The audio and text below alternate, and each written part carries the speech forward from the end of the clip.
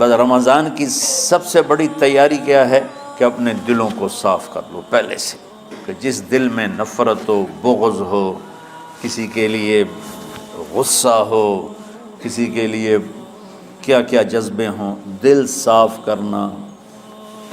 ہمارے گھروں میں روزانہ جھاڑو ہوتا ہے، کیونکہ دنیا کی اصل گندگی ہے، تو جھاڑو ہاتھ سے نہیں چھوٹ سکتا۔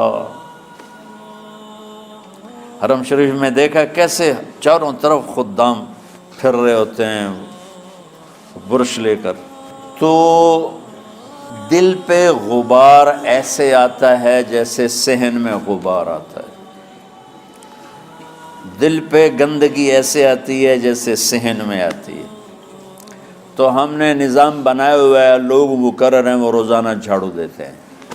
تمہارا دل ایک آنگن ہے، ایک صحن ہے، اس میں بغض، نفرت، حسد، پتہ نہیں کیا کیا گندگیاں آئیں گی اور آتی رہیں گی۔ بچوں ایک کام کرو، جھاڑو پکڑ لو، صاف کرو۔ یا اللہ معاملہ تجھ سے کرنا ہے، لوگوں سے نہیں۔ کسی نے برا کہا، کسی نے غیبت کی، کسی نے گالی دی، کسی نے دھکا دیا، کسی نے حق مارا، کسی نے کچھ کیا، یا اللہ تیرے سپرد، میں نے اپنے دل کو سب سے صاف کیا، میں نے اپنے دل کو سب سے صاف کیا۔ یہ اتنی بڑی عبادت ہے کہ بڑے بڑے نفلوں والے، تہجد والے، حج عمرے روزے والے تمہیں نہیں پکڑ سکیں، کیونکہ اس کا کرنے والا دنیا میں کوئی نہیں۔ نفل پڑھنے والے تو بے شمار ہیں، عمرے کرنے والے بے شمار ہیں، علماء بے شمار ہیں، حاجی بے شمار ہیں، سخاوت کرنے والے بے شمار ہیں، لیکن اس ٹکڑے کو صاف کرنے والا لاکھوں میں ایک بھی نہیں ہے۔ مشکل کام ہے، آپ یہ سیکھ لیں، صاف کرو، صاف کرو، صاف کرو۔ یہ رمضان کی سب سے بڑی تیاری اور علم کو حاصل کرنے کی سب سے بڑی چابی ہے کہ اپنے دل کو کھلا کر لو۔ کوئی چیز خالی ہوگی تو کچھ آئے گا۔ جس دل میں بغض بھرا ہو، نفرت بھری ہو، حسد بھرا ہو، کینہ بھرا ہو، اس میں خاک آئے گا، اس میں تو علم کی ایک کرن بھی نہیں آئے گی۔ اس زبان سے چاہے جتنے مرضی موتی بکھیرے، دل اس کا اندھا ہوگا۔ لا تعمى الابصار ولكن تعمى القلوب التي في الصدور۔ یہ آنکھوں سے اندھے نہیں، دل سے اندھے ہیں۔ تو بچوں اپنے دل کو صاف کرنا سیکھو۔ وہ کتنی مشہور حدیث ہے، آپ نے کہا اس دروازے سے ایک جنتی آ رہا ہے، تو ایک انصاری صحابی داخل ہوئے، جوتا ہاتھ میں، داڑھی میں وضو کا پانی۔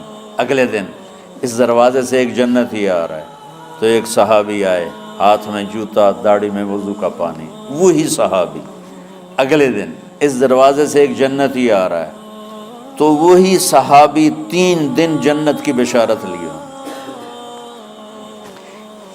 اس صحابہ کی جماعت میں ایک شخص ہیں جن کا نام ہے عبداللہ بن عمرو بن عاص۔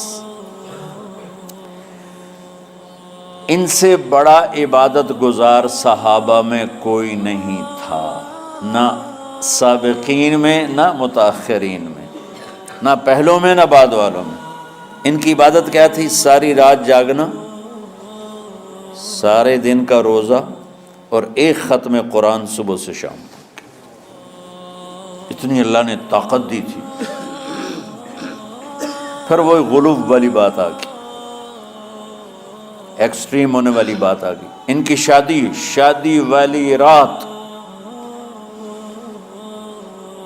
حجلہ عروسی میں داخل ہو رہے ہیں، دلہن کے کمرے میں داخل ہو رہے ہیں، اور مصلی بچھا کے اللہ اکبر، اور دیر نفل تے نفل، دیر نفل تے نفل۔ تو ان کی بیگم نے دیکھا، تو وہ بھی خیر کا زمانہ تھا، انہوں نے بھی وضو کیا اور پیچھے مصلی بچھا کے وہ بھی فجر تک نفل پڑھتے رہے۔ صبح ہوئی تو حضرت عمر بن عاص رضی اللہ عنہ نے پوچھا، بیٹی رات کیسی گزری؟ کہا جی ماشاءاللہ آپ کے بیٹے تو بڑے عبادت گزار ہیں، ساری رات نفلوں میں ہی گزری۔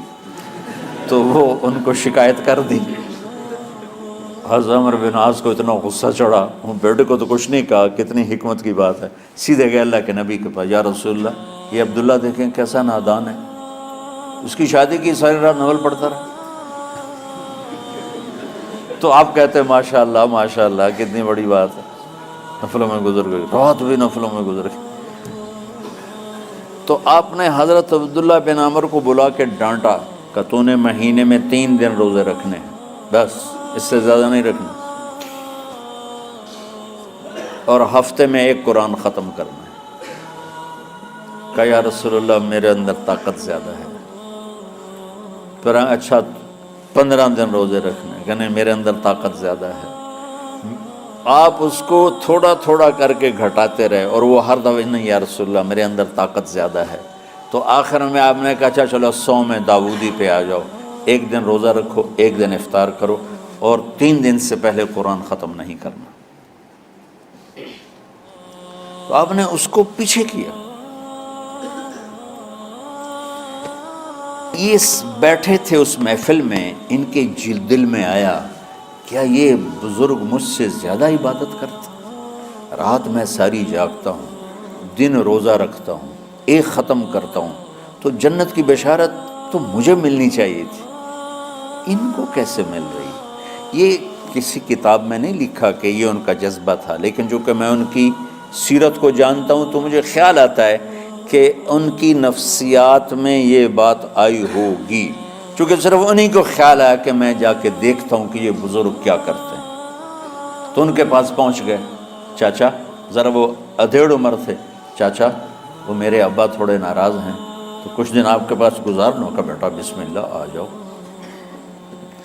اب رات ہوتے ہی عشاء کی نماز پڑھ کے انہوں نے جلدی سے چادر اوپر لی اور یوں سراغ کر کے ان چاچے کو دیکھنے لگے ایسے کر کہ اب یہ کیا ساری رات سجدہ کرے گا، اور ساری رات روتے روتے روتے روتے مصلی گیلا ہو جائے گا، یا ساری رات رکوع کرے گا، ساری رات قیام کرے گا، ساری رات قرآن پڑھے گا، اس تصور سے یوں دیکھ رہے۔ اور وہ بزرگ صحابی تشریف لائے، سرانے پہ سر رکھا، اللہم بسمک اموت و احیا، ہو گئے۔ اب یہ دیکھ رہے ہیں ابھی اٹھیں گے، ابھی اٹھیں گے، ابھی اٹھیں گے، اٹھے نا، فجر کی اذان پہ اٹھے۔ اب یہ تو حیران پریشان ہو گئے کہ یہ کیا ہو؟ اس زمانے میں تو منافق تہجد نہیں چھوڑتے تھے ڈر کے مارے کہ پتہ نہ چل جائے ہمارے کفر کا، تو یہ چاچا جنت بھی لے گیا تو ستا بھی پیا کہ چلو کل دیکھوں گا۔ اگلی رات پھر چادر سر پہ کر کے اور یوں سوراخ کر کے لیٹے ہوئے اور دیکھ رہے۔ چاچا پھر تشریف لے اور سرانے پہ سر رکھا، اللہم بسمک اموت و احیا، ہو گئے۔ فجر کی اذان پہ اٹھے، یہ اور پریشان ہو گئے کہ میرا نبی کا فرمان تو سچا ہے، اس میں تو شک بھی کفر ہے، لیکن عمل کیا ہے جس پر اس کو جنت کی بشارت ملی؟ 2 رکعت نفل بھی نہیں۔ اور آج کے دور میں تم میں سے ماشاءاللہ اکثر بچے تہجد پڑھتے ہیں کہ 1 رات اور دیکھوں گا، تیسری رات اللہم بسمک اموت و احیا، ہو گئی ساری رات۔